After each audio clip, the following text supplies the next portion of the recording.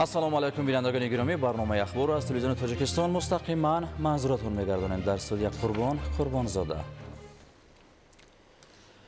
давоми беш аз 13 солаи охир бо дастгирӣ ва иқдомҳои президенти кишвар муҳтарам Эмомалӣ Раҳмон барои эҳё ва дар арсаи олам муаррифӣ намудани таъриху фарҳанги қадимаи миллати тоҷик тадбирҳои муҳиму тақдирсоз амалӣ гардид.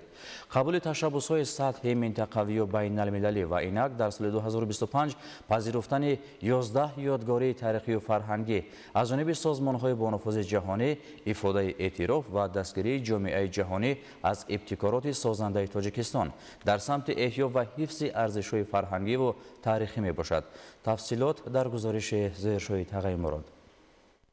вазъи имрӯзи ҷаҳон ки дар худ паёмадҳои манфӣ ва хатари бештар ба таъриху арзишҳои миллӣ дорад, ҳар яки моро водор месозад ки ба қадри тинҷиву оромии ватан бирасем ва дар ҳифзи таъриху тамаддуни қадима саҳмгузор бошем. таҳкими худшиносии миллӣ, эҳё ва муаррифии фарҳанг ва расму оини қадимаи миллати тоҷик дар арсаи байналмилалӣ яке аз ҳадафҳои меҳварист ки дар ин самт Тоҷикистон гомҳои устувор мегузорад. соли 2025 дар таърихи давлатдории миллӣ соли хотирмони фарҳангӣ маҳсуб меёбад. ба феҳристи асосии мероси фарҳангии умумиҷаҳонии ЮНЕСКО шомил гардидани 11 ёдгории таърихиву фарҳангии ҳудуди вилояти Хатлон ба монанди дастхатҳои қалъаи Кӯҳи Муғ ва Хутали қадим намунаи олии дастгирии ҷомеаи ҷаҳонӣ аз ибтикороти созандаи Тоҷикистон мебошад. мо тавонистем ки ёдгориҳои худро ба ҷаҳониён муаррифӣ намоем ва дар саргаҳи ин ҳама ташаббусҳо ва ин ҳама иқдомҳо пешвои муаззими миллат ҷойгоҳи махсус дорад. 11 ёдгорие ки дар доираи Хутали қадим ба феҳристи умумбашарии ЮНЕСКО ворид шуданд, давраҳои мухталифи таърихи халқи тоҷикро дар бар мегиранд ва ҷойгоҳи махсуси худро на танҳо дар таърихи гузаштагони мо, балки дар таърихи башарият гузоштаанд. меҳвари ҳамаи ин ёдгориҳо албатта ёдгории ҳулбуки Бостон мебошад ки ҳамчунин ёдгории меҳварӣ пазируфта шуд. дастоварди дигари фарҳангии Тоҷикистон ба шаҳри байналмилалӣ ҳунармандӣ пазируфта шудани Панҷакент аст дар робита бо сӯзани дӯзӣ.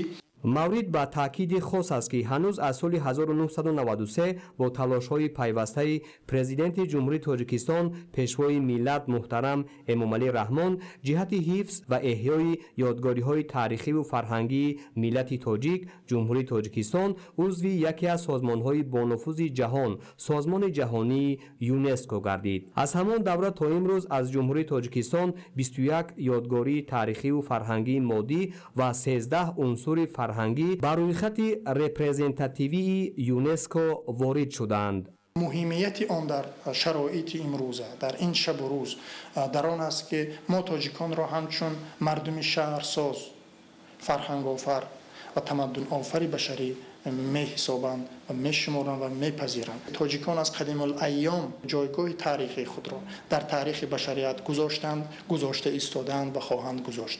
зеро ин ёдгориҳое ки дар ҳудуди кишвари мо мебинем на танҳо маҳз ба масалан гузаштагони мо тааллуқ доранд, яъне ки масалан ба инчунин ба башарият тааллуқ доранд, яъне ки гузаштагони мо меросе боқӣ монданд ки ҷойгоҳи худро дар таърихи башарият нишон доданд. масъалаҳои марбут ба мероси таърихиву фарҳангӣ ҳамеша дар маркази таваҷҷӯҳи сарвари давлат муҳтарам Эмомалӣ Раҳмон қарор дорад. аз ҷониби дигар шинохту гиромидошти мероси фарҳанги ниёгон, ҳифз кардану ба манфиати ҷомеаи имрӯза истифода намудани мероси таърихиву фарҳангии халқ чун самти афзалиятноки сиёсати фарҳангии ҳукумати ҷумҳурии Тоҷикистон муайян шудааст. соҳибистиқлолии кишвар барои рушду нумӯи соҳаҳои ҳаёти ҷомеа шароити заруриро фароҳам овард. ба хусус дар ин давра ба омӯзишу таҳқиқи мероси таърихиву фарҳангии миллати тоҷик таваҷҷӯҳи хоса зоҳир карда шуд. роҳбарияти олии кишвар аввалин рӯй овардан ба эҳёи арзишҳои фарҳангӣ то ҷаҳониён моро, кӣ будани моро, аз куҷо омадани моро дарк кунанд. ва ин хеле як паёми бениҳоят қавӣ бар ҷомеаи ҷаҳонӣ буд ки мо таҷлили масалан 1100-солагии давлати Сомониёнро дар соли 1999 бо як тантанаи بینهایت با شکوه جشن گرفته. روز از روز نفوذ تاجیکستان همچون یک کشوری تشبثکار چه در ساحه فرهنگ، علم، اقتصادیات می افزاید و این به شرافت استقلالیت دولتی، به شرافت سیاست پیش گرفته حکومت کشور عزیز ما است. قابل ذکر است که سازمان ملل متحد اوید به مسائل علم، معارف و فرهنگ یونسکو در دو سمت اساسی میراث فرهنگی غیر مادی و میراث فرهنگی مادی با جمهوری تاجیکستان همکاری‌های فرهنگی را به راه مانده است. هدف اساسی تأسیس رویخط میراث فرهنگی غیر مادی بشریت، حفظ سنت و ارزش‌های خلق‌های گوناگون عالم میباشد. زویرشوی تقویمراد خل محمدی دولت برای برنامه اطلاعاتی اخبار.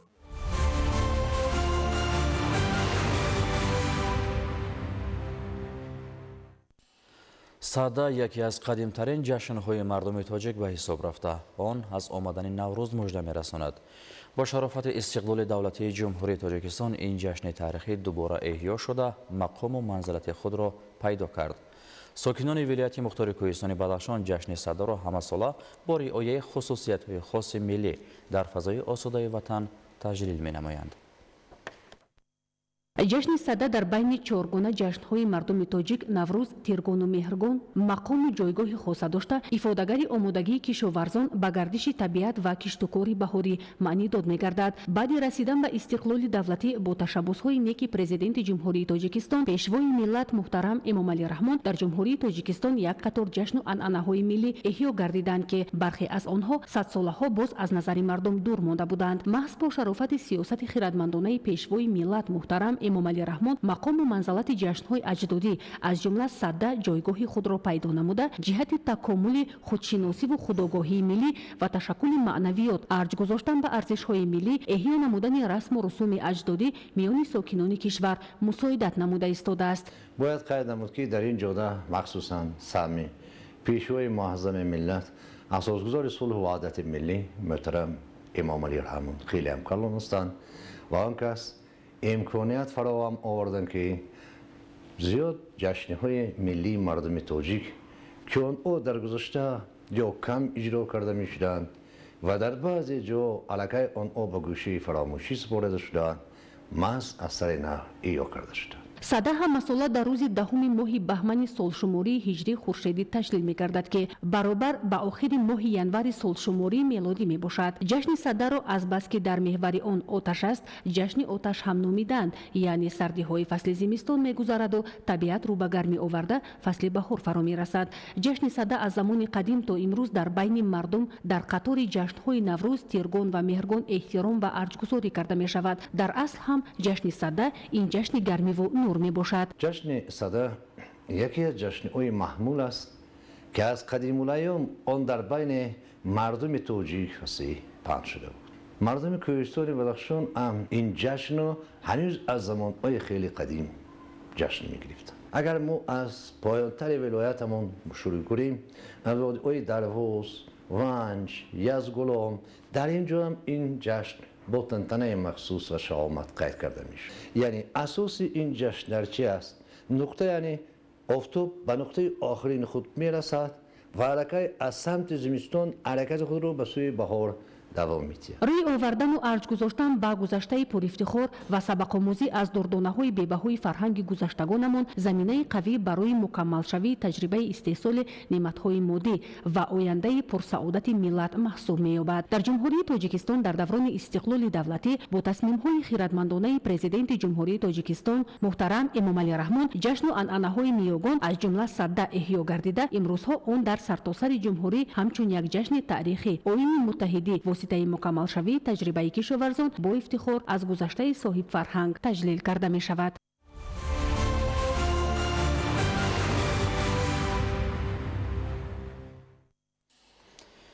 استفاده عاقلانه هر قطعه از زمین، انتخاب تخم اعلی صفت و رعایت درست اگرتکنیک پرورش امکان می‌دهد که کشاورزان ناحیه جیهان از کشت همگونه زراعت حاصل دلخواه به دست آورده در فراوانی بازارهای داخلی سهم شایسته گذارند. ادامه موضوع در گزارش نوبتی. ҳама фасли сол дар саҳроҳои ноҳия мардум аз пайи ҷамъоварии ҳосиланду барои кишту кор омодагӣ мегиранд. хоку оби ин сарзамин барои киштварзонаш имкон медиҳад ки дар як сол аз 1 гектар замин зиёда аз 3 ҳосил гирифта дар баробари эҳтиёҷи хонавода ва захираи дусолаи маҳсулот бозорҳои истеъмолиро низ бо маводи ғизоӣ таъмин намоянд. майдони умумии заминҳои корами обӣ дар ноҳияи ҷайҳун 18300 гектарро ташкил медиҳад ки ба саҳмдорони 4448 хоҷагии деҳқонӣ барои истифодаи самарабахш вобаста карда шудааст. деҳқонони соҳибтаҷрибаи ин ноҳия моликияти истисноии давлат заминро ба манфиат истифода бурда аз ҳисоби баландбардоштани нишондодҳои истеҳсолӣ рӯзгори ободу зиндагии шоиста доранд. 10 гектар замини хоҷагӣ дорем. дар кишти аввал пиёз, гандам ҳаст. ҳаракат мекунем ки ҳамаш ҳосилош хуб мешавад. дар кишти дуюм бо барвақти маҳсулотҳои ғалладонагӣ кишт мекунем ки ҳами дар ҳолати киштгардон шиданшон беҳад ҳосилнокишон хуб мешавад ки ҳам ба худмона захира мешавад, ҳам мақсад дар бозорҳои манами ноҳиямон метунем ба фурӯш барорем. барои деҳқоне ки ба замин муҳаббат дорад вақт ва фасл гармию сардӣ монеа намешавад. имрӯз кишоварзон ҳосили сабзиро ҷамъоварӣ менамоянду дар қитъаҳои дигар киштаҳои сабз аз нашъунамои хуби пиёзи барвақтӣ бозгӯ мекунад ки аллакай дар нимаи дуюми моҳи март ҳосилашро метавонанд пешниҳоди харидорон гардонанд. дар як сол 2-3 ҳосил мегирем. пиёз киш мекунем, полези, сабзи киш мекунем, картошка, ҳосили нағз мегирем, хмонда захира мекунем, ба тамоми ҷумҳурӣ равон мекунем. А 1 гектар пиёз 70 тонна, а 1 гектар сабзӣ мо то 90 тонна ҳосил ба даст меорем. зиндагимон аз ҳисоби деҳқонӣ дар ҳамин деҳот хуб мегзарад. сокинони ҷамоати деҳоти истиқлол дар заминҳои назди ҳавлигӣ низ сабзавоти барвақтӣ кишт намуда бо истифода аз тухмиҳои пешпаз ва риояи дурусти агротехникаи парвариш самараи хуби иқтисодӣ мегиранд. бо маслиҳати мутахассисону дарки истеҳсоли маҳсулоти зарурӣ ва талаботи бозор хоҷагидорон зироатеро кишт мекунанд ки дар асл аз лиҳози иқтисодӣ барояшон манфиати бештар меорад. хоҷагидорон агар ба ҳисоби миёна аз 1 гектар замин 55-60 тонна ҳосили сабзӣ гиранд, ҳастанд деҳқонони чашмикордоне ки ҳосилнокии ин маҳсулотро аз 1 гектар ба зиёда аз 80 тонна мерасонанд. баъди ҷамъоварии ҳосили сабзӣ дар қитъаҳои холишуда кишоварзон зери плёнка полезӣ мекунанд ки ҳосилашро аз ҳама пеш ба бозор бароварда аз самари меҳнат фоидаи хуб мегиранд. гузарондани чорабиниҳои зимистона дар майдони боғҳои ҳосилдиҳанда низ сари вақт гузаронида мешавад ки ин омил ба баланд бардоштани маҳсулнокии боғ ва афзоиши истеҳсоли меваҳои бо сифати ватанӣ мусоидат мекунад.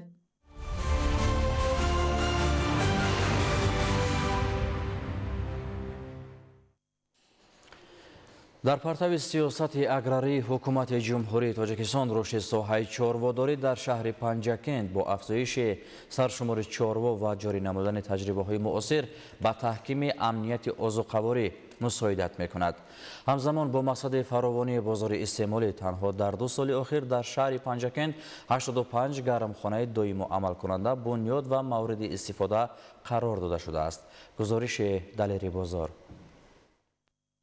дар шаҳри Панҷакент татбиқи сиёсати давлатии ҷумҳурии Тоҷикистон дар самти рушди соҳаи кишоварзӣ марҳила ба марҳила натиҷаҳои назаррас ба бор оварда истодааст. чорводорӣ ҳамчун яке аз соҳаҳои калидии иқтисоди деҳот рушд ёфта, аҳолиро бо гӯшту шир ва дигар маҳсулоти аз ҷиҳати экологӣ тоза таъмин менамояд. имрӯз дар ҳамаи шаклҳои хоҷагидории шаҳри Панҷакент саршумори моли майда ба 221528 сар ва чорвои калони шохдор ба 92893 сар расидааст. ин нишондиҳанда аз истифодаи самараноки имкониятҳои мавҷуда, заҳмати деҳқонону чорводорон ва татбиқи дурусти барномаҳои давлатӣ гувоҳӣ медиҳанд. фермаҳои хурди чорводорӣ дар ҷамоатҳои деҳот аз ҷумла деҳоти Халифа Ҳасан имрӯз ба намунаи муваффақи истеҳсоли устувор табдил ёфтанд. дар ин хоҷагиҳо чорвои калони шохдор ва гӯсфанд аз ҷумла ذات حصاری پرورش یافته حجم استحصال محصولات چاروا سال تا سال افزایش می‌یابد. یکی از نمونه‌های عبرتبخش استفاده تکنولوژی‌های معاصر در ساحه چاروداری تجربه ساکن دهه دیوشتیچ شاروخ بابازاده میباشد. او با استفاده از پنل‌های برقی آفتابی در فرمای شخصی خود گرمخانه بنیاد نموده در تمام فصل سال خوراک سبز استحصال می‌کند. در گرمخانه دان جو و دیگر زیرورت‌های دانگی طبق تکنولوژی مخصوص سبزانیده شده برای غذادهی چاروا استفاده می‌شوند. 3 ماه شد سر کرده با اصول سبزه جو رو سبزانده گیدروپونیک میگن. همین نیت که مول پایداسیم رویشش ناز هر ماه 1 مول 5 کیلو زیاد شده است. قزاقستان با بچه ها تشکیل کردین رفته آموخته آمدیم و اینجا به خودمون تشکیل کردیم. این اقدام در شرایط عملی می‌گردد که استفاده منبع‌های برقرار شونده انرژی یکی از سمت‌های مهم سیاست دولتی تاجیکستان به حساب می‌رود. تشبس‌های جهانی تاجیکستان در سمت آب و اقلیم و رشد اقتصاد سبز امروز در سطح محلی نیز ثمره واقعی می‌دهند. ثمره نوکش همین که مال‌ها تیز می‌گیرد، محصولات خوشخور نشخور ندارد، بوی پروش نمیزند، گوشتش تازه مولد. 100 کیلو سحر 100 کیلو بگاه داداسیم 1 کیلو 200 گرم تر میکنیم. من این در دست من از 3 روزه 5 روز به تیار میشد. 5 روز به مول گرفته میتیم 1 کیلو 200 گرم مومو 4 کیلو میشد. 3 کیلو 800 4 کیلو میشد. در برابر رشد چاروداری فعالیت گرمخانه‌ها در شهر پنجکن نیز رو به گسترش نهاده است. کشت و پرورش سبزوات در شرایط گرمخانه امکان می‌دهد که حتی در فصل زمستان بازارها با محصولات تر و تازه وطنی تامین باشند. در گرمخانه‌های معاصر پامیدور، بادرینگ، قلمفور بلغاری، قلفینه و دیگر نوع سبزوات در 4 فصل سال پرورش کرده می شود. گرمخانه مغیان اگرو که با تشبث صاحبکار محلی مرادقل یوسفوف تأسیس یافته است، نمونه روشن استفاده ثمرناک زمین و تطبیق اصولهای معاصر اگروتکنیکی می باشد. اینجا نه تنها حاصل فراوان به دست آورده می شود، بلکه تجربه پیشقدم به دیگر خواجگیداران نیز انتقال می یابد. کارشناسان بر این نظرند که هماهنگی رشد چاروداری و گرمخانه ها عامل اساسی رسیدن به امنیت استوار عضوقواری می باشد. پنجکن امروز با استفاده از اقدارهای موجوده مهنت اهالی و دستگیری پیوسته دولت در این سمت قدم‌های استوار می‌گذارد. با چنین صورت رشد ساحه کشاورزی شهر پنجکن نه تنها طلبات داخلی را قانع می‌گرداند، بلکه در تامین بازارهای کشور به محصولات کشاورزی نیز سهم نظر است می‌گذارد. این همه بازگوی آن است که سیاست سازنده حکومت جمهوری تاجیکستان در سمت رشد دهات و کشاورزی در عمل تطبیق گردیده ثمره واقعی می‌دهد. دلیری بازار، زرهونی نعمت‌الله، شهر پنجکن. اخبار.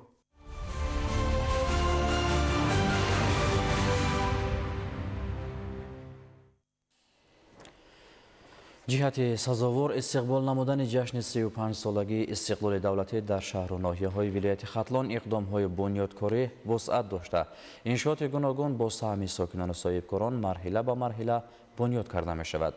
تا این جانب زیاده از 6260 انشاءات به نقشه گرفته شده، 6640 انشاءات به استفاده داده شده است که این 106% نقشه را در بر می‌گیرد.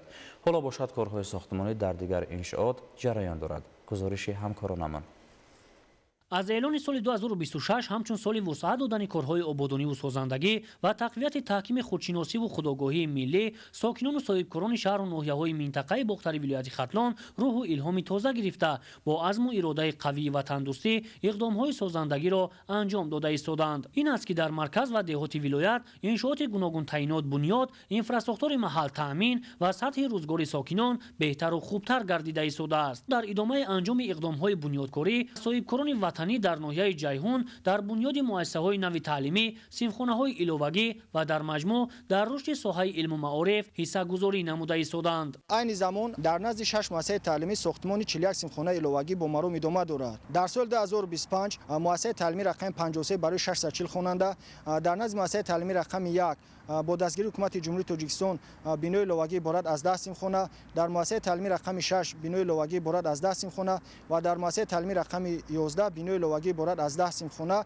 مورد بهره برداری قرار داده شدند. از روند بامرومی بنیادکاری‌ها در ناحیه دوردست ناصر خسرو میتوان گفت که ساکنان دستور و تاکیدهای آبادگرانه پیشوای ملت محترم امامعلی رحمان را به خوبی درک نموده تلاش دارند که در سمت‌های مختلف خواجگی خلق اقدام‌های سازندگی را به راه مانند. به خاطر سزاوار جشن گرفتن 35 سالگی استقلال دولتی جمهوری تاجیکستان در ناحیه ناصر خسرو 112 انشاءات به نقشه گرفته شده، از آن 133 انشاءات بر زیاد اجرا شده که این 121% نقشه را در بر میگیرد. برای سزاوار جشن گرفتن 35 سالگی استقلال دولتی جمهوری تاجیکستان یک قطار کارها رفته ایستاده است که باعث بهتر شدن سطح زندگی مردم میگردد. در ناحیه برابر دیگر سمت‌ها به رشد ساحه علم و معارف و مهیا ساختن تعلیم و تدریس توجه ظاهر گردیده انشاءات ساحه بنیاد و مشکلات موجوده برطرف کرده می شود. ما به خاطر برطرف نمودن مشکلات جای نشست با یاری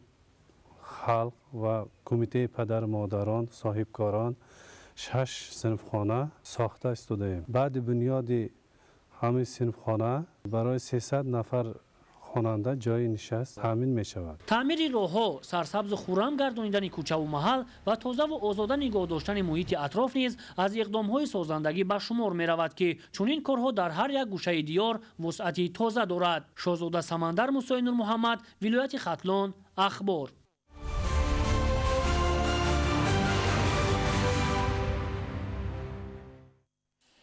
تاجیکستان با فهرست 25 تجربه بهترین سیاحی در سال 2026 وارد گردید.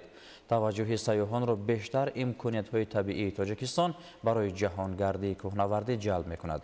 حالا اگر برف و پیریخ جهت تشکل سیاحی زمستانه استفاده گردد، در فصل بهار و تابستان این امکانیت‌های طبیعی برای استحصال انرژی سبز و محصولات کشاورزی استفاده می شود.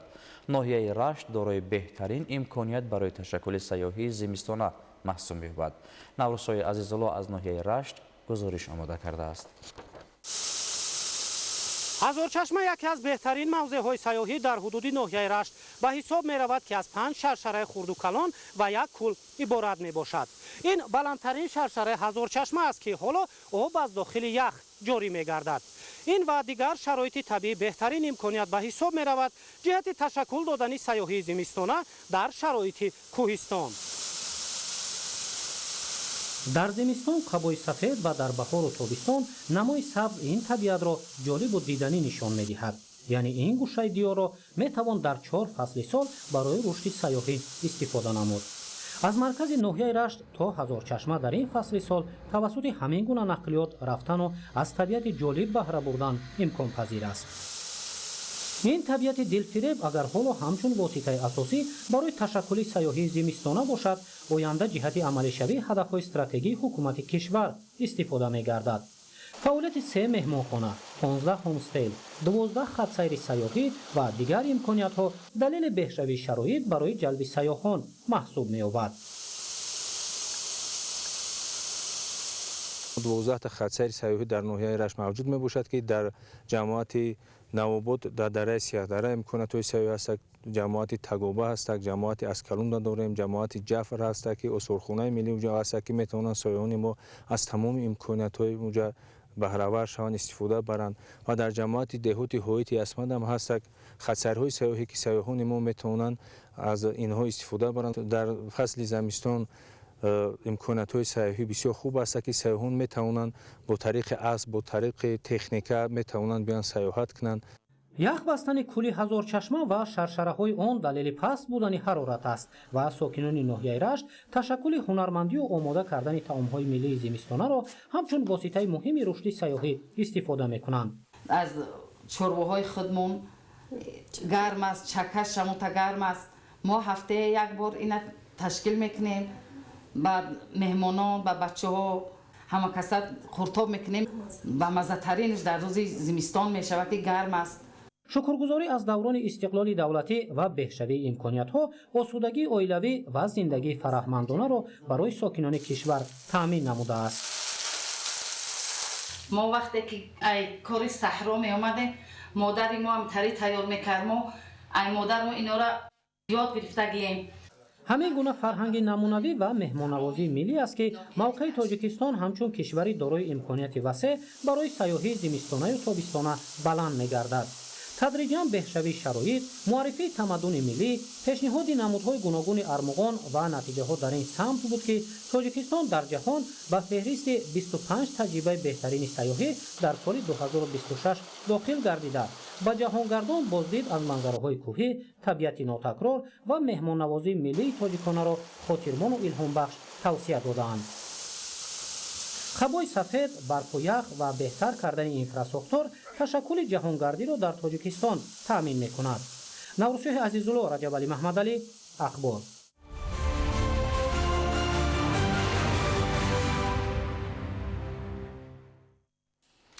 дар ҳамин ҷо барномаи ахбор ба анҷом мерасад. саломату хонобод бимонед.